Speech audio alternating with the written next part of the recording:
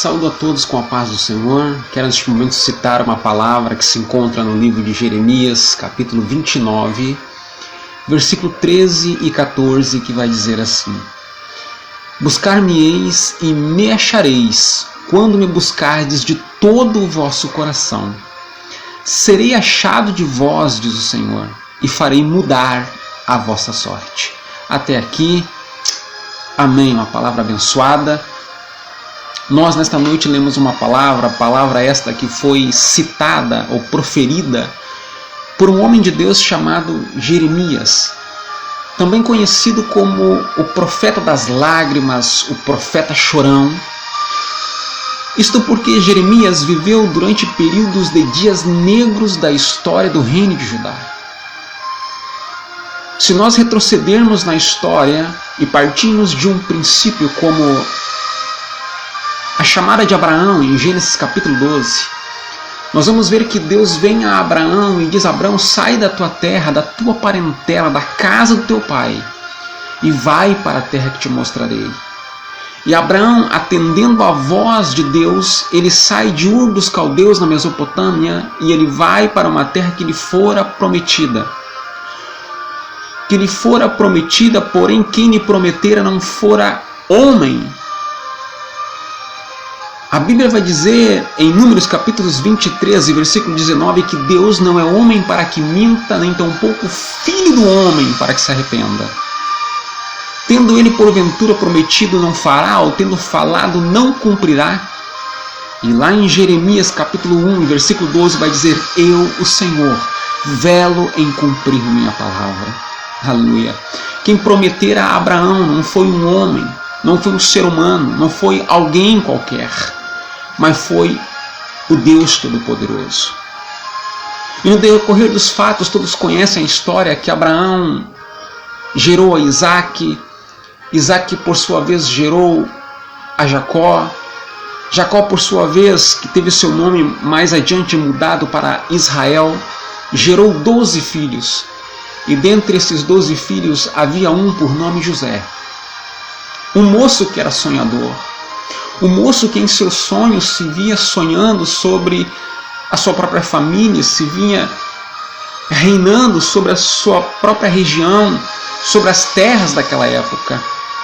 E por conta disto, José, ele acabou sendo invejado por seus irmãos, que tomados por um espírito de inveja, certa feita, acabaram lançando mão em José e o colocaram no fundo de um poço. Imagina você, talvez esta situação, talvez no coração de José, talvez ele pensara que se tratara de uma simples brincadeira. De repente seus irmãos lançam uma corda e ele pensa que acabou aquele momento de brincadeira e vão tirá-lo para fora do poço. E então eles acabam vendendo o seu próprio irmão, vendendo a José por preço de escravo a mercadores do deserto. Mercadores que agora vão levar José para o Egito. Se você conseguir projetar em sua mente o momento que viveu José, você vai ver que enquanto ele ia para o Egito, para trás ficava o seu passado, ficavam as suas lembranças da sua família, do seu pai, da sua mãe, dos seus irmãos. Ficava um passado, ficava memórias, lembranças. Quanto ao momento presente vivido por José, era um momento presente conturbado, de ansiedade, de insegurança, de choro, de lágrimas. Um momento difícil que talvez lhe fez disparar seu coração, ter os seus nervos à flor da pele. E ele via, enquanto ia para o Egito, os seus irmãos que, ao longe, davam as costas para ele. Talvez estava triste e as lágrimas chorava. Talvez seja até difícil projetar o momento conturbado, tempestuoso que viveu José. E quanto ao futuro de José, um futuro incerto, um futuro inseguro. Todavia, ele estava apegado à crença de um Deus vivo. José, então, agora ele é vendido no Egito a um oficial da guarda de Faraó chamado Potifar. Potifar, quando coloca os olhos em José, ele via que José tinha algo diferente na sua vida. Colocou todas as coisas nas mãos de José, sob a autoridade de José, que com o passar do tempo acabou sendo perseguido pela mulher de Potifar,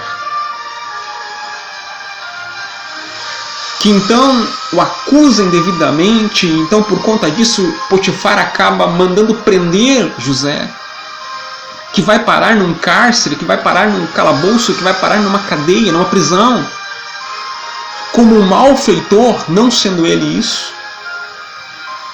E lá ele conhece então dois homens que trabalhavam para Faraó, que acabaram sendo acusados e foram parar então na prisão. Ele faz amizades com os que ali estavam, e no decorrer do tempo então estes homens acabam sonhando e contam os seus sonhos a José. José acaba por revelar que um deles haveria de ser absolvido e o outro condenado, o que momentos mais adiante acaba acontecendo. Mas quando aquele homem que for absolvido está para sair da prisão, José o abraça e pede para que ele não se esqueça da vida dele que ainda estaria na prisão. E o tempo passa e você consegue imaginar talvez a dor, as lágrimas. Talvez quantas perguntas José fez para Deus, dizendo: Deus, quanto tempo vai durar essa minha situação? Quanto tempo vai durar essa tempestade que eu estou vivendo? Quanto tempo eu ainda vou viver nessa situação? E o tempo passa, em determinado momento, então, agora, Faraó, rei do Egito, tem um sonho, e em seu sonho ele via que vacas gordas saíam, e após as 7 vacas gordas, 7 vacas magras saíam após elas, e devoravam as 7 vacas gordas. Isto acabou por conturbar o coração de Faraó, que ao acordar pela noite, conturbado, oprimido com este sonho, chama os seus oficiais, chama os seus sábios, chama os feiticeiros, os magos, seus adivinhos, conta-lhes o seu sonho. Mas ninguém consegue lhe dar uma devida interpretação. E é neste momento, então, que aquele homem que fora absolvido e que era amigo de José, se lembrou que José era um homem diferenciado.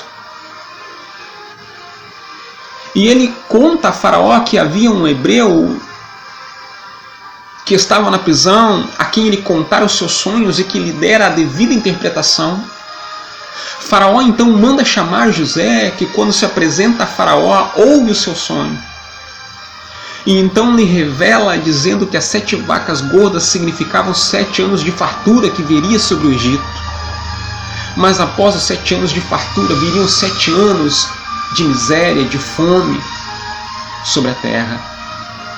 E então o Faraó, conturbado com esta revelação, ele perguntou, averiguou sobre em que mãos colocaria o seu reino, ou a administração do seu reino.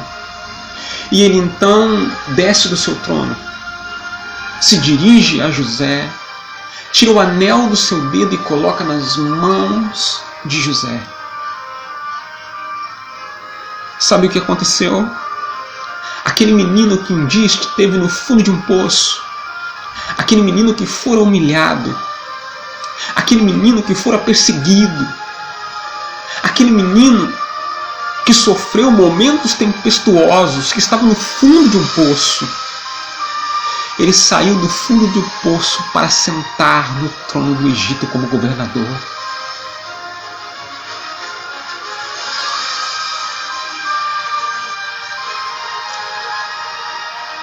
Quando o faraó coloca aquele anel no dedo de José, ele estava dizendo: olha, quando tu saiu do cárcere, as portas se abriram. Quando você deu as costas para o cárcere, as portas se fecharam. Porque diante de ti, uma porta se abre com novos horizontes. Sabe o que eu aprendo com isso? O que eu aprendo é que Deus muda situações. Não importa quais sejam elas, Deus muda situações. Pode levar um segundo, pode levar um minuto, pode levar um dia, pode levar uma semana, um mês. Mas Deus muda situações. Deus muda situações. Eu não sei qual é a fase que você está vivendo, qual é o momento que você está vivendo. Se você está no fundo do poço, eu não sei se você está no momento tempestuoso, se você está às lágrimas, se você está no momento de insegurança, de um futuro incerto, de um momento presente conturbado. Eu não sei se você está vivendo perseguido pelo passado. Mas eu tenho uma palavra de Deus para você, para te dizer que Deus muda situações. Que Deus muda situações. Pelo caminho, eu sei que vai aparecer muitas pessoas para dizer: você não vai conseguir, não vai dar certo, você não vai chegar lá. Vai aparecer pessoas pelo caminho que vão dizer: você não vai conseguir, não vai funcionar, você não vai vencer. Mas eu tenho uma palavra de Deus para você, para te dizer que Deus muda situações, que Deus vira o cativeiro, que Deus muda a tua história. Porque é isto que eu aprendo quando eu leio a Bíblia. Deus muda situações. Grave esta frase na tua mente: Deus muda situações. Mas o tempo vai passar, então veio 7 anos de fartura, veio 7 anos de miséria também, e esta situação acabou levando as nações da terra até o Egito para adquirirem alimentos. E esta situação acaba por levar os irmãos de José para o Egito. José então se revela a eles, os perdoa, e com a permissão de Faraó chama seu pai, sua família e os leva para o Egito e concede a eles terras. E então agora Israel, que se instala dentro do Egito, acaba se desenvolvendo como uma grande nação. O tempo passa, vai morrer José. O tempo passa, vai morrer o bom faraó, e se levanta um outro faraó que não faz menção de quem foi José, que não faz menção de quem foi Israel, ou de quem é Israel, não faz menção de quem é o Deus de Israel, e acaba por escravizar a nação de Israel, e a reger a nação de Israel com um braço de ferro. A nação de Israel começa a sofrer a escravidão,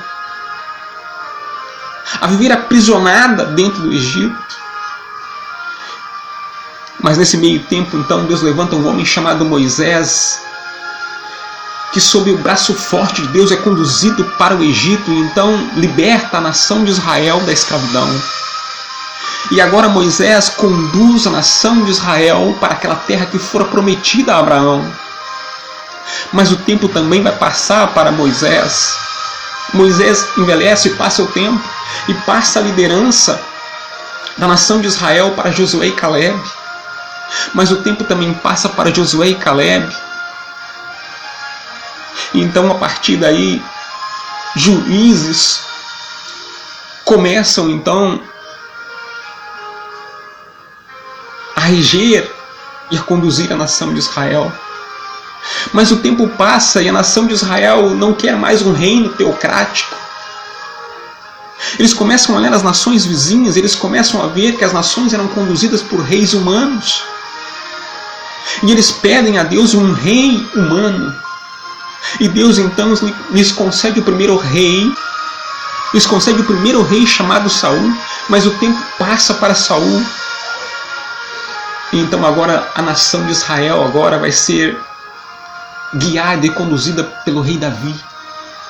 Mas o tempo também vai passar para o rei Davi, então agora o reino de Israel passa para as mãos de Salomão. Mas o tempo passa para Salomão e agora o reino então de Israel é passado às mãos de Roboão, seu filho. Mas durante o reinado de Roboão, a nação de Israel acaba por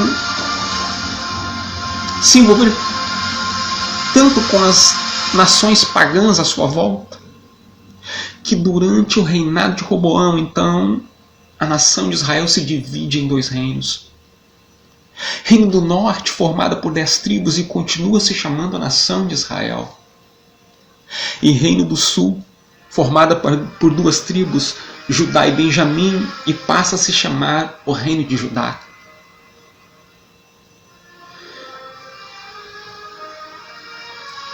E o tempo passa, a nação do norte e a nação do sul são guiadas e conduzidas por vários reis.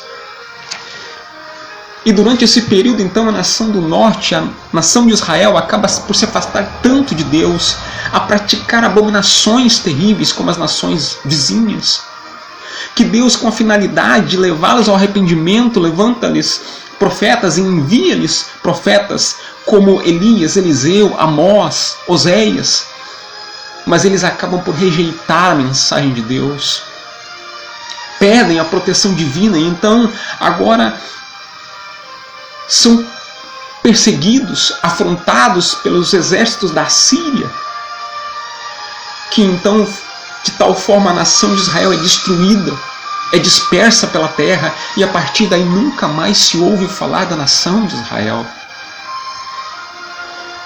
Diante desses fatos, o Reino do Sul deveria talvez levar em consideração o que aconteceu aos seus irmãos. Mas eles praticaram abominações ainda mais fortes, ainda mais violentas.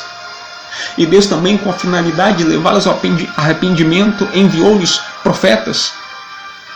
Profetas como Abacuque, como Ezequiel, e dentre esses lá estava o profeta Jeremias.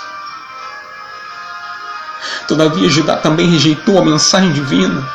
E no desenrolar dos fatos, o reino de Judá então foi invadido pelos exércitos de Nabucodonosor, que levou o povo para o cativeiro. Como fazia parte da política babilônica, levaram primeiramente, na primeira leva, os mais sábios, dentre esses foi Daniel, Sadraque, Mesaque e Abednego, que fizeram parte da política e do reino de Nabucodonosor. Mas o reino de Judá ainda não se arrependera. Da segunda vez, então, Nabucodonosor investe novamente contra Judá e desta vez leva o povo judeu para o cativeiro, destruindo Jerusalém, destruindo o templo que um dia fora templo de adoração a Deus, o templo que um dia fora templo de culto a Deus. Poucas pessoas passaram a viver nos escombros de Jerusalém, a viver nas ruínas do templo. E dentre esses poucos, lá estava Jeremias. Por isto conhecido como o profeta chorão, o profeta das lágrimas. Porque ele chorava ao ver as ruínas. Ele chorava ao ver o templo que um dia foi um templo erguido para adorar e cultuar a Deus. Mas Deus vem ao profeta chorão, ao profeta Jeremias, e o manda escrever uma carta e enviar para aqueles que estavam no cativeiro.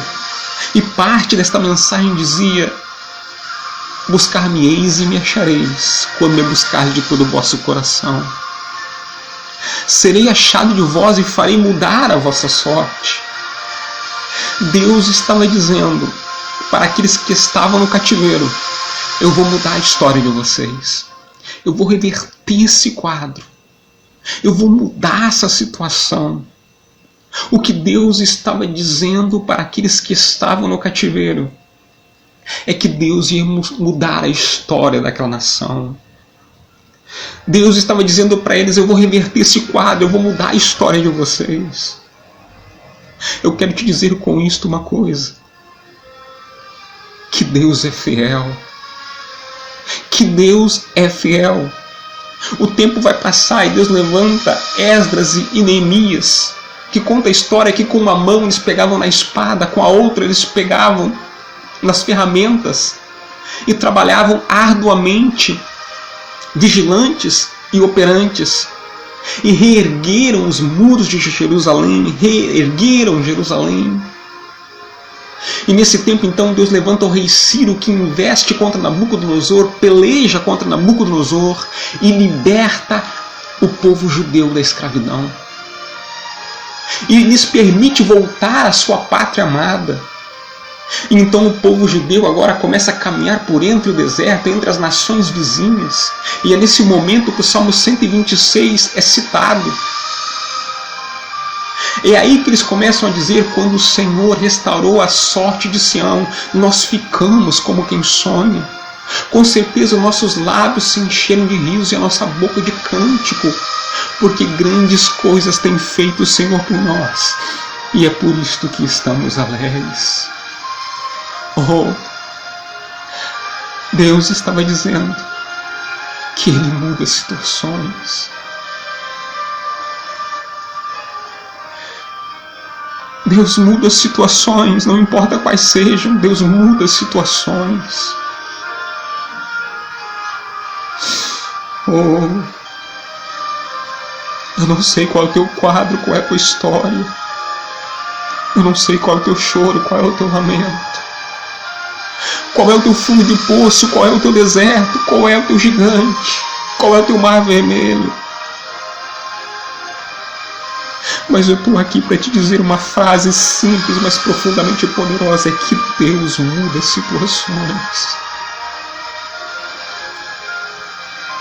Não importa o que diga, você não vai conseguir. Não importa o que diga, você não vai chegar lá. Não importa o que diga, não vai dar certo. Olhe para aquele que diz que pode mudar a tua história. Deus muda situações. E quando eu olho para a nação de Israel, eu vejo um paralelo com a humanidade. Eu vejo um paralelo com a humanidade. Se nós retrocedermos na história, nós vamos ver que quando o homem pecou no jardim do Éden, tornou-se escravo do pecado, passou a viver debaixo da escravidão e do jugo satânico.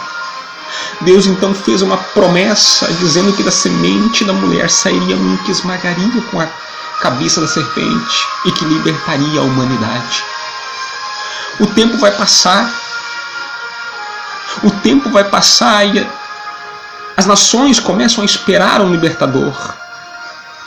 Em determinado momento, em Isaías capítulo 9, versículo 6, o profeta messiânico, o profeta Isaías, vai dizer que um menino nos nasceu, um filho se nos deu, e o seu nome será maravilhoso, Conselheiro, Deus forte, Pai da eternidade e também Príncipe da paz. No capítulo 61 de Isaías, ele vai dizer que o Espírito de Deus estaria sobre ele para proclamar liberdade aos cativos, curar os enfermos, dar vistas aos cegos, para purificar leprosos e apregoar o ano aceitável do Senhor. Mas o tempo continua passando e as nações vizinhas continuam esperando o surgimento de um redentor, de um libertador, de alguém capaz de mudar a história da humanidade. E de repente aparece no deserto, João capítulo 1, versículo 19, um homem vestido com peles de camelo, se alimentando de mel silvestre e gafanhoto. E a sua mensagem era uma mensagem forte. E as multidões concorriam até ele, confessavam seus pecados e eram batizados no batismo de arrependimento. A sua mensagem não era uma mensagem como as da atualidade, aonde se massageia o pecador e deixa o pecado escondido. Não, era uma mensagem que confrontava o pecador, que expunha os seus pecados, e as pessoas iam ao arrependimento, às lágrimas, confessavam os seus pecados e os renunciavam. Diferente da mensagem de hoje, onde as pessoas modificam a palavra para agregar o pecador. e não modificam o pecador por intermédio da palavra.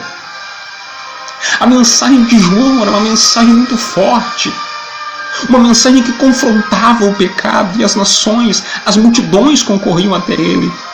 Certa feita os judeus enviaram mensageiros perguntando: escuta, és tu aquele que nós esperávamos, ou devemos esperar por outro? Então conta a história que João Batista vai dizer: eu não sou ele, nem sequer sou digno de abaixar-me e desatar-lhe as suas alpargas, as suas sandálias. Mas após mim vem aquele que vos batizará no Espírito Santo, que vos livrará do pecado e mudará a história da humanidade. Certa feita, João Batista está lá pregando a sua mensagem, batizando pessoas. A multidão se abre e alguém começa a caminhar com passos tranquilos, mas a cada passo um impacto, com um olhar profundamente meigo, mas profundamente poderoso ao mesmo tempo. E ele se permite ser batizado por João Batista, e quando ele emerge das águas, ele dá início no ministério, regado por prodígios, por maravilhas, por mudanças, por transformações, por libertações, por mudanças em vidas. Mas o clímax da obra de Cristo se deu quando ele estava na cruz do Calvário, pregado. Algumas pessoas ao redor da cruz zombavam e diziam: morreu o herói dos judeus. Soldados cuspiam em sua face, lhe chicotearam, lhe colocaram coroa de espinho, arrancaram parte das suas carnes, lhe furaram os seus lábios, zombavam dizendo: morreu o herói dos judeus. Mas neste momento, enquanto ele ali estava, ele brada dizendo: está consumado, está feito. Ele desce às regiões inferiores da terra. Quando ele faz isso, ele pisa na cabeça da serpente, ele esmaga a cabeça da serpente. É como se ele dissesse: Satanás, até aqui tu tem regido e guiado a humanidade sob a escravidão do pecado. É como se ele dissesse: até aqui, Satanás, tu tens sido cabeça da humanidade, mas a partir de hoje eu esmago com a tua cabeça, tiro das tuas mãos a chave da vida e da morte, e me torno cabeça de todo aquele que vier a crer em mim. Então, neste momento, Jesus brada, Jesus ressuscita. Há uma história que conta que no princípio o ferro era forte, então chegou o fogo e derreteu o ferro. O fogo bateu no peito e disse: forte sou eu. Chegou a água e apagou o fogo. Então a água disse: forte sou eu. Chegou a terra e sugou a água. A terra disse: forte sou eu. Chegou o sol e rachou a terra. Então o sol disse: forte sou eu. Chegaram as nuvens e pararam o sol.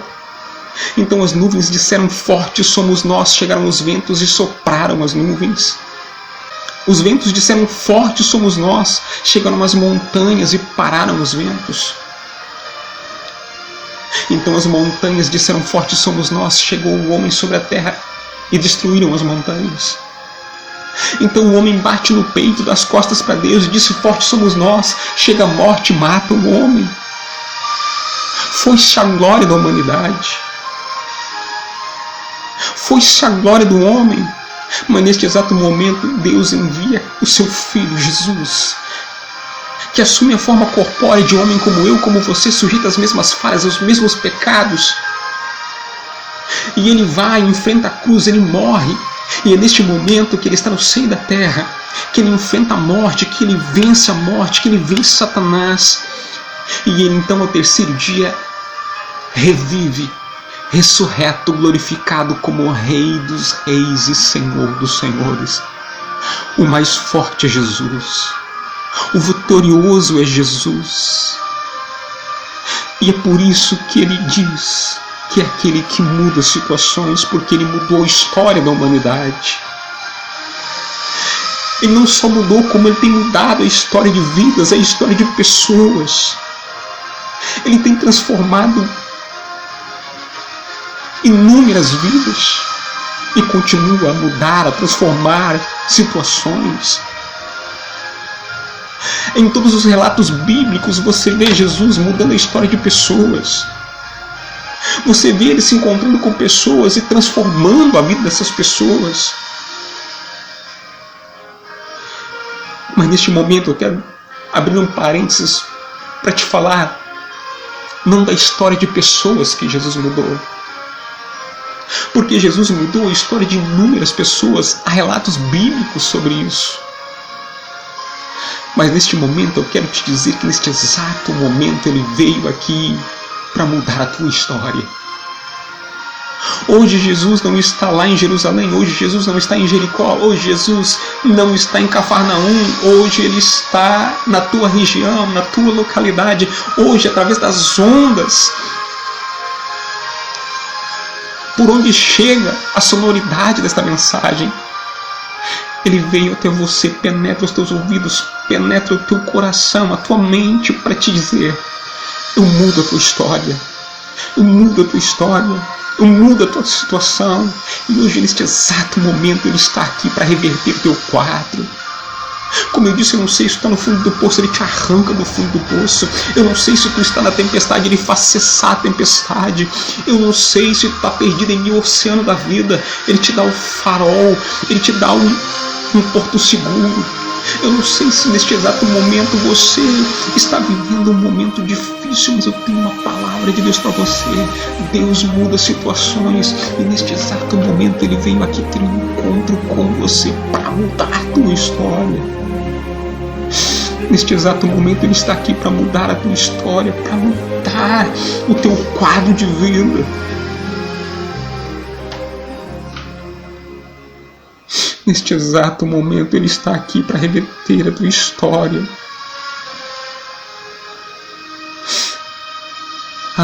Ele está aqui para mudar a tua situação. Buscar-me-eis e me achareis quando me buscar de todo o vosso coração. Eu serei achado de vós, diz o Senhor, e farei mudar a vossa sorte.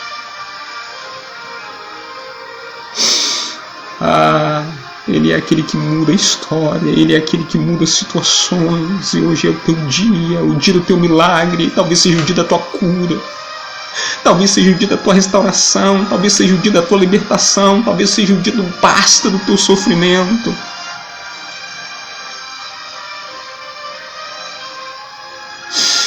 Porque é aquele que muda situações. Eu quero deixar essa palavra ao teu coração, à tua mentalidade, que a partir de hoje uma nova história é escrita para você, que a partir de hoje essa situação que você vive é transformada, é mudada. Porque eu creio na palavra que prego, eu creio na mensagem que vos trago. Porque Deus ainda é o mesmo. Deus muda as situações. E a partir de hoje a tua história nunca mais será a mesma. Eu libero uma palavra profética sobre você que me ouve. Que a partir de hoje a tua história não será mais a mesma. Que a tua vida não será mais a mesma. Porque será transformada e regada pelo poder de Deus. Pelo poder de Cristo.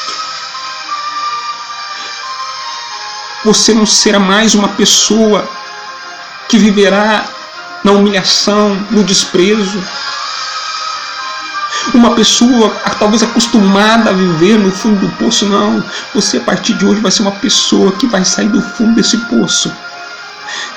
E as pessoas que talvez um dia te humilharam vão ter que olhar para você e ver que Deus está na sua vida, que Deus muda as situações. E a tua história vai servir de honra e de glória para o nome de Cristo. Eu libero essa palavra em nome de Jesus e digo: Deus muda as situações.